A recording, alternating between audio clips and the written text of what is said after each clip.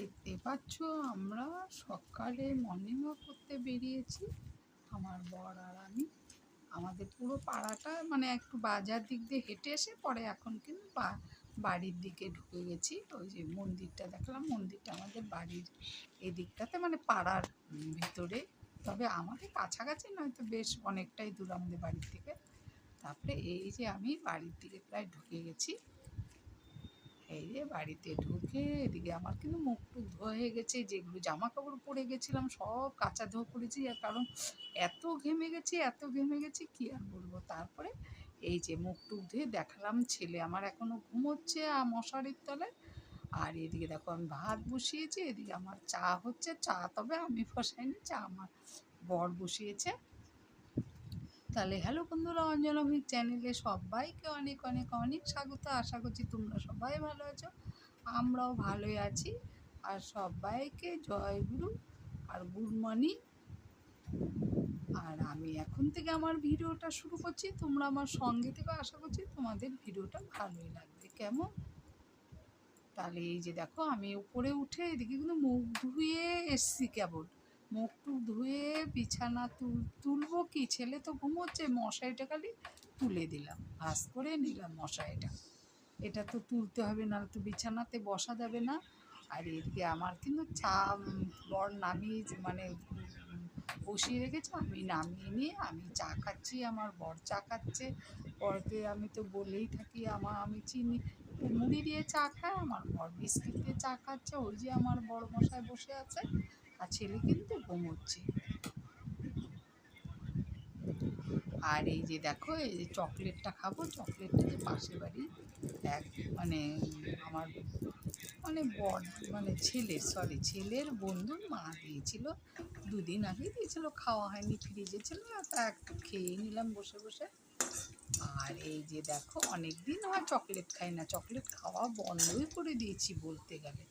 হ্যাঁ, তাও খাই মাঝে মাঝে, যাই হোক। আর এইদিকে দেখো এদিকে আমি কিন্তু রান্নাও চাপিয়ে দিচ্ছি, অনেক কিছু আমার রান্না হয়েছে, তোমাদের সাথে আজ অনেক রান্নাই শেয়ার করিনি। এদিকে দেখো আমি পেঁয়াজ ভেজে লঙ্কা ভেজে পেঁয়াজ ফোড়ন দিয়ে লঙ্কা টঙ্কা ভেজে এদিকে কিন্তু জল দিয়ে দিলাম। কি করবো জানো, এই যে দেখো ডাল দিচ্ছি, একবারে সোমবার দিয়ে ডাল করে নিচ্ছি। এই ডালটা তোমরা কেউ করো কি না করো অবশ্যই আমাকে কমেন্টের মাধ্যমে জানাবে। আমি কিন্তু এই ডালটা ভীষণ খাই, মানে সবাই যেমন সেদ্ধ আগে করে তারপরে সোমবার দেয়, আমি আগে সোমবার দিয়ে তারপরে ফুটিয়ে নিয়ে খাই। আমার কিন্তু খেতে বেশ ভালো লাগে ওই ডালটা, আবার অনেকে নাও ভালো লাগতে পারে, সবার তো আর এক হয় না। আর এদিকে দেখো আমি একটু ডালে কচু বেঁচেছিল, আজ তো আমার অতটা বাজার নেই, কারণ আমার আজ রবিবার, বাজার প্রায় শেষই। তা কচু আর একটুখানি কুমড়ো বেঁচেছিল, ভাবলাম ডালের মধ্যে দিয়ে দিই, ভালো লাগবে বেশ, ডালটা ঘনও হবে, তাই না? কচু আর এই দিলে ডালে কচু আর এদিকে একটু মিষ্টি কুমড়ো, তারপরে কাঁচা লঙ্কা, এদিকে একটু আলু দিয়ে দিলাম ডালের মধ্যে দিয়ে, এদিকে কিন্তু আবার বসিয়ে দিয়েছি ম্যাগি। এই দেখো আমার ডালটা, এই দেখো সবজি দিয়ে বসিয়ে দিয়েছি, দেখেছো? কাঁচা লঙ্কাও দিয়েছি, সোমবার দিয়ে বসেছি। এই দেখো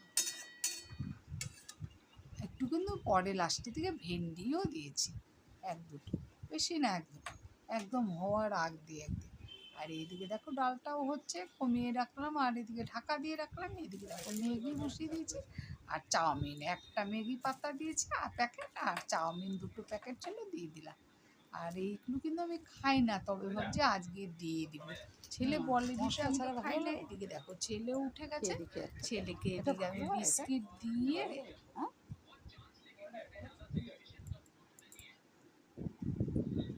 তারপরে আমি বলছি আমিও তাহলে একটা খেয়ে নিই, আমি তো বিস্কিট দিয়ে চা খাই না, আমি তো মুড়ি দিয়ে চা খাই, তা একটা বিস্কিট ছেলের থেকে নিয়ে খেতে বসেছি ওর বাবা।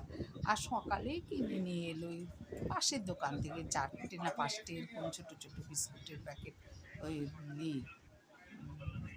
মমস মেরে। এদিকে আমি কিন্তু দেখালাম, বিছানাটাও তুলে ফেললাম, কেমন এলোমেলো ছিল।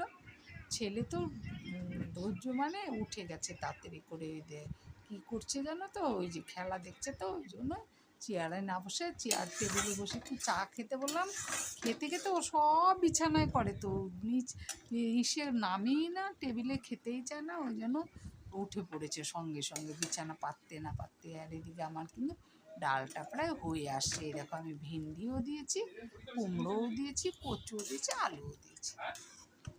খেতে এইসব ডাল যারা খাও না, খেয়ে দেখো ভীষণ ভালো হয়। কারণ কি বলো তো, মানে তোমার সেদ্ধ ডালের মতন আর কি, একটু ঘন ঘন করে নামিয়ে নিব। আর এদিকে দেখো আমার ডিম ফাটাচ্ছি, 4টে ডিম দিয়েছি কিন্তু একসাথে, দিয়ে যে কড়াই গরম করে তেল দিয়ে দিলাম ডিমের অমলেট করতে।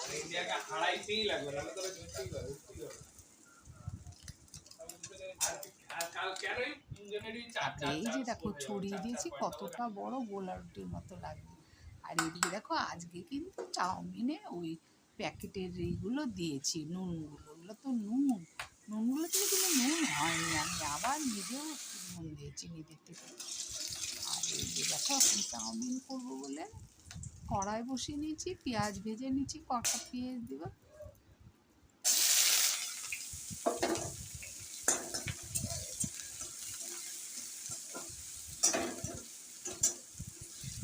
চাউমিন হয়ে গেছে, এটা হলো দিয়েছি ওই যে তরকারি করবো বলে, ডিমের অমলেটের তরকারি করবো, তো ওই জন্য পেঁয়াজ রসুন ভেজে বসিয়ে দিয়ে এদিকে কিন্তু আমরা খেতে চলে এলাম। এই যে এটা আমার ছেলের খাবার ছিল, চাউমিন তো করে নিয়েছি বললাম, আর এই যে এটা আমার খাবার ছিল। আজকে কি কি রান্না করেছি তাহলে একবার দেখিয়ে দিই। এই যে সোয়াবিন দিয়ে ডিম দিয়ে করেছি পেঁয়াজ রসুন দিয়ে। কেমন হয়েছে বলবে তোমরা কমেন্টে। তোমরা কেউ খাও নাকি আমার মতন এরকম রান্না? ডিম দিয়ে ডিমের অমলেট করে সোয়াবিন দিয়ে করেছি। আমি যদিও কোনো দিন খাইনি, এই প্রথম খাবো। আর এই যে আলু ভাজা ভেন্ডি ভাজা করেছি, আলু ভাজা একটুখানি সেও দিয়েছিলাম তো একটু কম হয়ে গেছে, তো হয়ে যাবে আমাদের 3 জনের। আর হচ্ছে ডাল ডাল সেদ্ধ করেছি, বুঝতে পারলে? তবে সোমবার দিয়েছি। এই যে চা বসিয়েছি, আর যে ভাত রান্না তো সব হয়েই গেছে, সব ঢেকে রেখেছি। আর এদিকে দেখো সব মোছা টোছা হয়ে গেছে, সব পরিষ্কার করে দিয়েছি। এই যে যা অবস্থা হয়েছিল গ্যাসের, বাপরে বাপ। আর এই যে সব পরিষ্কার করে মোছা টোছা সব শেষ। এখন চা বসেছি, চা খাবো।